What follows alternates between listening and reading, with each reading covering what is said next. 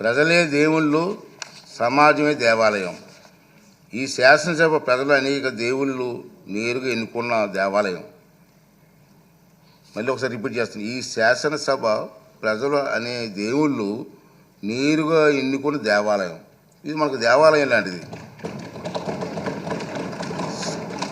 స్పీకర్గా నా బాధ్యత ఈ దేవాలయానికి నేను పూజారిగా పనిచేస్తున్నాను మాత్రమే. అంతే కదండి. దేవుడు తిరస్కరించిన వరాన్ని పూజారి నుండి ఆశించడం ఎంత తప్పు కదండి. దేవుడి నిర్ణయం నీకు 11 మంది ఇచ్చాడు. నన్ను ఏం చేస్తాను? పూజారికి నేను ఏం చేయగలను?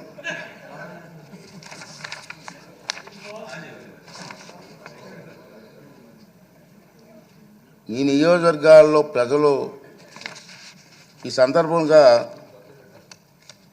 వాళ్ళ సభ్యులు కూడా రావట్లేదు, మీరు చూస్తూనే ఉన్నారు.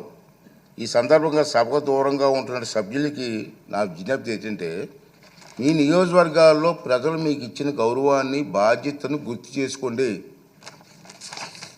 మీకు సభకు దూరంగా ఉంటే మీ నియోజకవర్గాల సమస్యలు సభలో ఎవరు ప్రస్తావిస్తారు? వాటికి పరిష్కారాలు ఎలా సాధిస్తారు?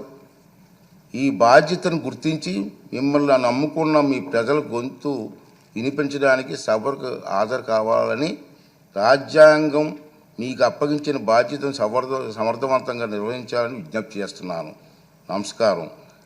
ఈ రూలింగ్ తాలూకు ఇంగ్లీష్ కాపీని కూడా సభ రికార్డులో భాగంగా ఉంటుందని చెప్పి సందర్భంగా మనం చేస్తూ మీ అందరి దగ్గర సెలవు తీసుకున్నానండి.